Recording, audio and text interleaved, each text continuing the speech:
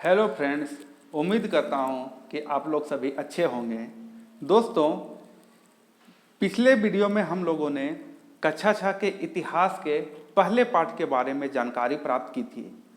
और दोस्तों, हम लोगों ने उस वीडियो में देखा था कि इतिहास क्या होता है और इतिहास कहते कैसे हैं। तो दोस्तों, हम लोगों ने देखा था कि अतीत के बारे में जानकारी प्राप्त करने के लिए बहुत सारे साधन या तरीके हो सकते हैं। उसमें से एक तरीका यह हो सकता है कि जिस समय के बारे में या जिस कालखंड के बारे में हमें जानकारी प्राप्त करनी हो, उस कालखंड में लिखी गई किताबों का अध्ययन किया जाए। अगर उस कालखंड के बारे में हम लोग जानकारी प्राप्त करते हैं तो हमें उस समय का लोगों का रहन सहन, खान पान, धर्म, संस्कृति, शासन व्यवस्था इत्यादि बहुत सारी चीज़ों के बारे में पता चलता है। पुराने ज़माने में प्रिंटिंग प्रेस हुआ नहीं करते होते नहीं थे, तो लोग क्या करते थे, हाथों से लिखा करते थे। और हाथों से लिखे होने के कारण इसे पांडुलिपि कहा जाता है। अंग्रेजी में पांडुलिपि के लिए प्रयुक्त होने वाले मेन्यूस्क्रिप्ट शब्द मेनू, जिसका अर्थ हाथ से है।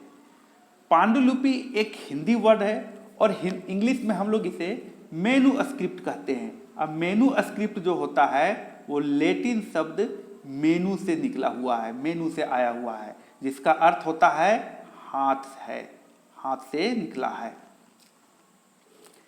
ये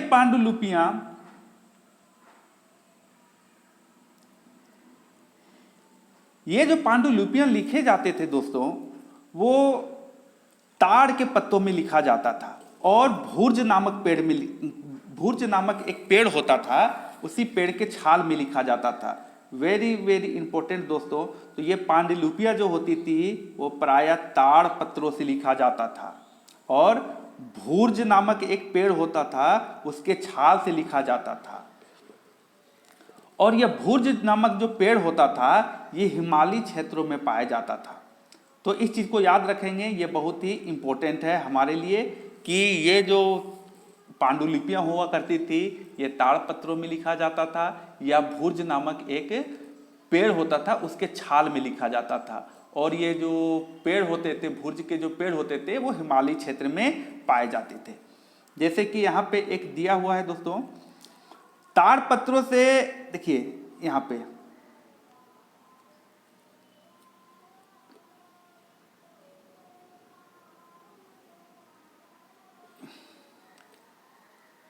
देखिए, ये एक ताड़पत्र है और ये एक ताड़पत्र के साथ साथ यहाँ पे दिया हुआ ये ताड़पत्र से बना हुआ एक आपका मेनूस्क्रिप्ट है। ये वाला ये मेनूस्क्रिप्ट है, ये ताड़पत्र से लिखा गया है और ये लगभग में 2000 साल पुरानी होगी।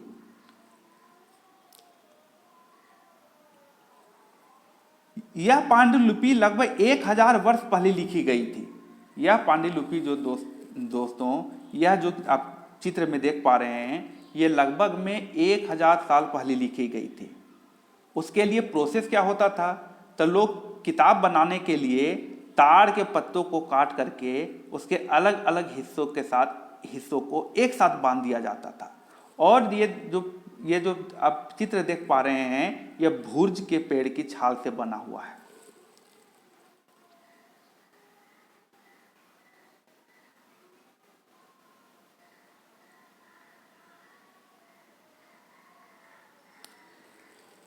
अब ये चूंकि 1000 साल पुरानी बात है दोस्तों, तो इतने पुराने चीज़ों को बचा के रखना, संरक्षित करके रखना इतना आसान नहीं होता है।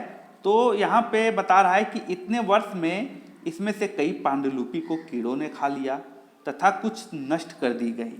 जब विदेशी आक्रांता आते थे तो वो लोग क्या करते थे, मंदिरों वगैरह में आक्रमण करते थे, धर्म स्थानों पर आक्रमण करते थे। और चूंकि ये ताड़पत्र वगैरह जो होते थे वो धर्म स्थानों पर ही अधिकतर रखे जाते थे, पुस्तकालय वगैरह में रखे जाते थे। तो विदेशी आक्रांता क्या करते थे, जानबूझकर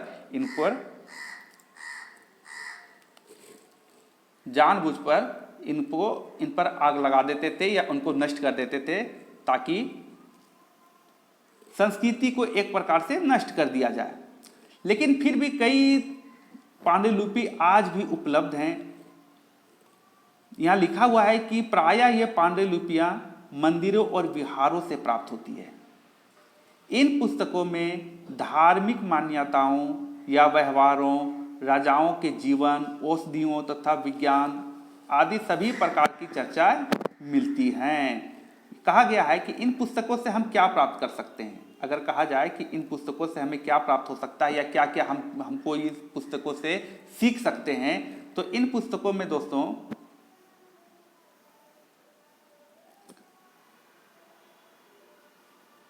इन पुस्तकों में हमें उस जमाने के व्यवहार, राजा कैसे जीवन व्यतीत करते थे, राजाओं का शासन करने का तरीका क्या था, और औषधियों के बारे में तथा विज्ञान से संबंधित, जैसे तारामंडल की खोज हो गया या कोई विज्ञान, कोई औषधि के बारे में हो गया। जैसे कि आपको पता होगा कि चरक संहिता लिखा गया था, जिसको माना जाता है कि मेडिसिन की सबसे पहली पुस्तक है ये विश्व में। और इतना ही नहीं, इन सभी पांडुलिपियों में हमें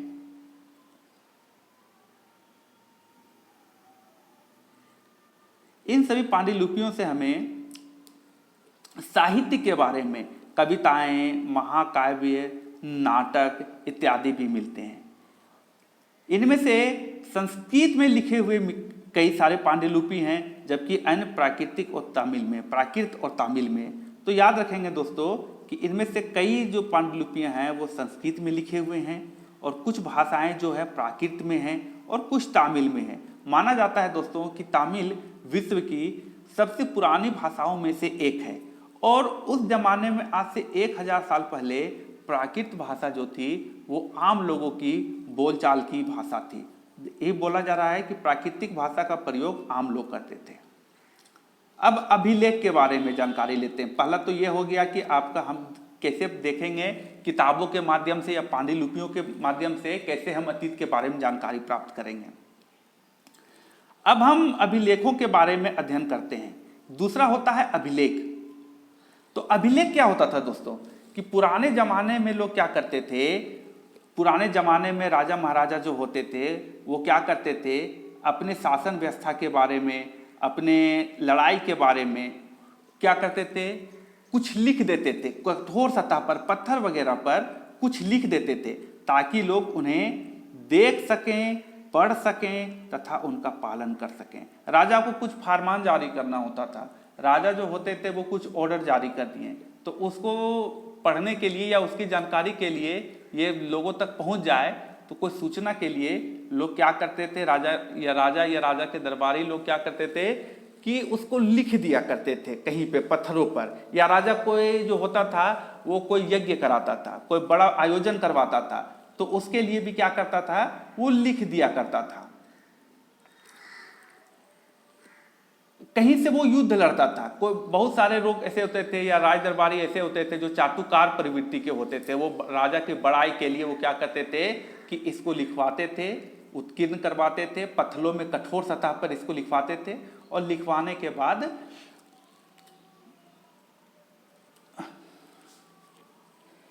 कुछ अन्य प्रकार के अभिलेख भी मिलते हैं जिनमें राजाओं तथा रानियों सहित अन्य पर स्त्री पुरुषों ने भी अपने कार्यों का विवरण उत्कीर्ण करवाए हैं। कुछ अभिलेख ऐसे भी हैं दोस्तों कि जिसमें राजा रानी के अलावा भी अन्य स्त्री पुरुषों ने भी अपने कार्य के वर्णन कराए हैं। जैसे अगर उदाहरण के लिए देखा जाए,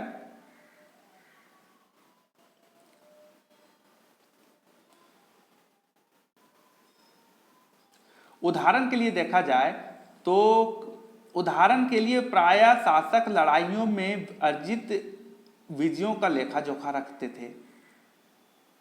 देखिए यहाँ पे लिखा गया है कि लगभग 2250 वर्ष पुराना यह अभिलेख वर्तमान अफगानिस्तान के कंधार में प्राप्त हुआ है। ये अभिलेख जो आप चित्र में देख पा रहे हैं दोस्तों, ये जो अभिलेख है ये कंधार में पाया गया है, ये कंधार में, और कंधार अभी जो है वो कहाँ पे है, अफगानिस्तान में है। और इसको खुदवाने का काम राजा अशोक ने करवाया था। इसके बारे में हम लोग आगे के चैप्टर में हम लोग इसके बारे में पूरे डिटेल से जानकारी प्राप्त करेंगे कि राजा अशोक ने कहाँ पे कितने अभिलेख उत्कीर्ण करवाए थे, कहाँ करवाए थे, किस भाषा में करवाए थे। ये अगले पाठ का ये काम है। इस शासक विषय में तुम अध्याय 8 में पढ़ोगी। ये आगे के कक्षाओं में मिलेगा या आगे के पाठ में कहीं इसका वर्णन है, जिसको मैं आगे आप लोगों को पढ़ाऊंगा।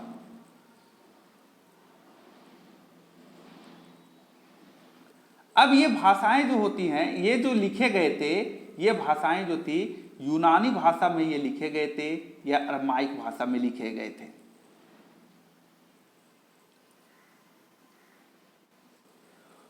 पुराने जमानों में या पुराने जमाने के जानकारी प्राप्त करने के लिए हम लोग सिर्फ पांडुलिपि या फिर अभिलेख, शिलालेख जिसे भी हम कह सकते हैं, इस पर ही निर्भर नहीं रहते हैं। इसके लिए उस जमाने में क्या क्या चीजें थी, क्या बनी हुई थी, उसके बारे में हम लोग पता करते हैं। जैसे एक मटका हो गया, मिट्टी का बर्तन हो गया, या एक खिलौना हो गया, या उस जमाने में प्राप्त किया गया आपका यूज किया हुआ हल मिल गया। तो इसके वो सबसे भी हमको पता चलता है कि उस समय में लोगों के रहन सहन क्या था, किस प्रकार से लोग रहते थे, किस प्रकार से अपना जीवन व्यतीत करते थे। और पुरानी वस्तुओं को, अतीत में यूज की हुई वस्तुओं को, प्रयोग में लाए गए वस्तुओं को जो व्यक्ति अध्ययन करता है उसे पुरातत्वविद कहा जाता है। अब पुरातत्वविद का काम क्या होता है कि पत्थर और ईंट से बने इमारत के अवशेष, चित्र तथा मूर्ति का अध्ययन करना। पुरातत्व वो होते हैं दोस्त जो पुराने जमाने में प्राप्त पत्थर मिल गया, ईंट से मिला हुआ कई महल मिल गया, उसका एक दीवार मिल गया, चित्र मिल गया, मूर्ति मिल गया, तो वो उसका अध्ययन करते हैं और एक निष्कर्ष पर पहुंचते हैं। इसी प्रकार वे पुराने जमाने के औजारों, हथियारों, बर्तन, आभूषण तथा सिक्के का अध्ययन करते हैं। और जहां उनको लगता है कि इस जगह से पुराने जमाने के अवशेष मिल सकते हैं, वहां पे वो खुदाई करते हैं। और खुदाई करने के साथ साथ वहां पे देखते हैं कि कोई मटेरियल या कोई अवशेष जो है वो है कि नहीं। यहाँ पे वस्तुएं जो होती हैं, वो वस्तुएं जो होती है पत्थर की होती हैं, पकी हुई मिट्टी की होती हैं। और पुराने जमाने में धातु का भी जो था वो प्रयोग होना शुरू हो गया था। तो धातु से भी बने वस्तुएं प्राप्त होती हैं, पकी मिट्टी से बने हुए बर्तन प्राप्त होते हैं, पत्थर से बने हुए औजार प्राप्त होते हैं, हथियार प्राप्त होते हैं। और ये सभी जो तत्व या पदार्थ जो होते हैं, या ये सभी जो वस्तुएं पाई जाती हैं, वो सभी जो है मौसम की मार सहते हुए भी वे लोग अभी तक सुरक्षित हैं।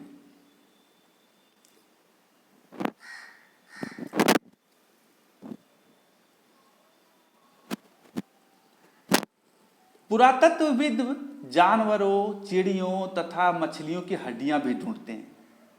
पुरातत्वविद जो होते हैं वो जानवर हो गया, चिड़ियां हो गया, मछली हो गया, ये सब के हड्डी जो होते हैं दोस्तों, चूंकि हड्डी बहुत दिन तक टिकाऊ होती हैं, बहुत जल्दी खराब नहीं होती हैं, तो इससे भी उसके भी मछलियों के बारे में या चिड़ियों के बारे में या जानवरों के बारे में जानकारी प्राप्त करने के लिए हड्डियां उनके ढूंढते हैं।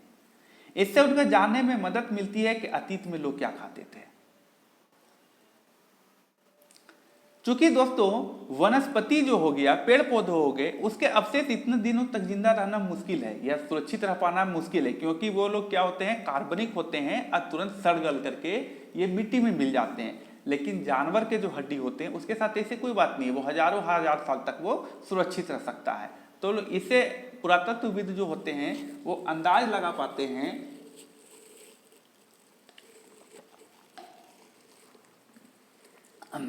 पुरातत्वविद अंदाज लगा पाते हैं कि उस जमाने में लोगों का खान पान क्या था, कैसा था। अगर अन्न के दाने के बारे में बात किया जाए और लकड़ी के टुकड़े के बारे में बात किया जाए, अगर जला हुआ अन्न या जला हुआ लकड़ी अगर उस जमाने का था तो उसको हम आज भी खोज सकते हैं। आज भी खोज करके, या पुरातत्वविद जो होते हैं वो आज भी उसको खोजने का प्रयास करते हैं क्योंकि जला हुआ लकड़ी या जला हुआ अन्न जल्दी से खराब नहीं होते हैं। अब देखिए दोस्तों, यहाँ पे पुराने जमाने के बारे में दिया हुआ है। बाएं, यह जो पात्र है, यह जो बर्तन है, एक प्राचीन नगर से प्राचीन नगर से प्राप्त एक पात्र है।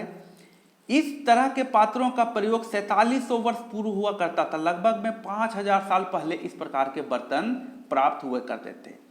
और यहाँ पे देखेंगे कि ये क्या है, एक प्रकार का चांदी का सिक्का है। दाएं एक पुराना चांदी का सिक्का है।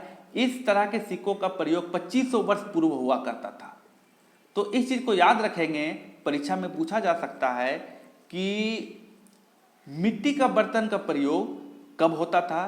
तो ये 4700 साल पहले, और ये जो चांदी के जो सिक्के हैं उसका प्रयोग लगभग में 2500 साल पहले होता था। चूंकि धातुओं का खोज दोस्तों बहुत दिनों के बाद होना शुरू हुआ था। बहुत हाल फिलहाल में क्या हुआ है, आज से 1000-2000 साल पहले लोगों ने धातु की खोज की।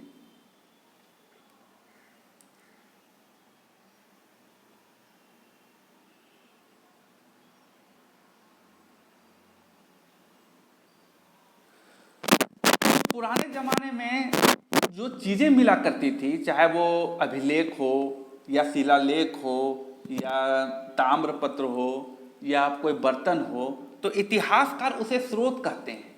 उस स्रोत के माध्यम से इतिहासकार इतिहास के बारे में जानकारी प्राप्त करते हैं या उसका अंदाजा लगाते हैं।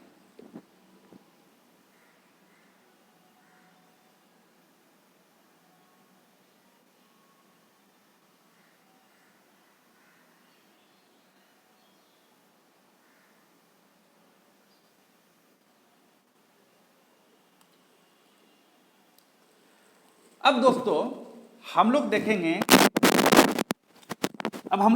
कि तिथि क्या होता है और तिथि का शुरुआत कैसे हुआ।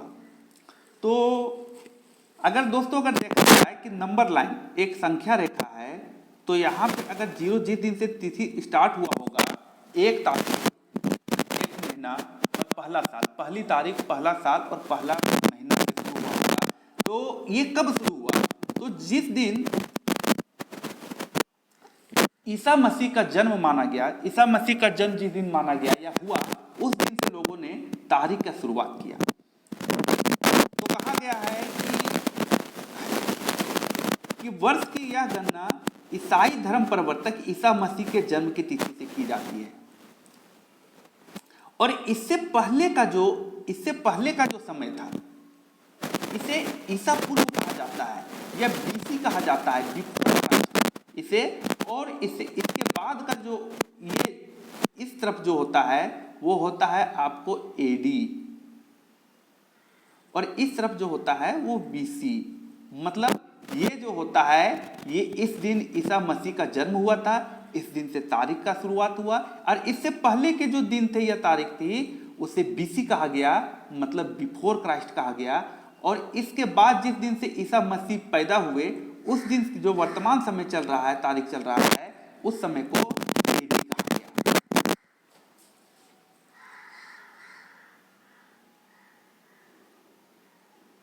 यही बात यहां पे बताया गया है दोस्तों।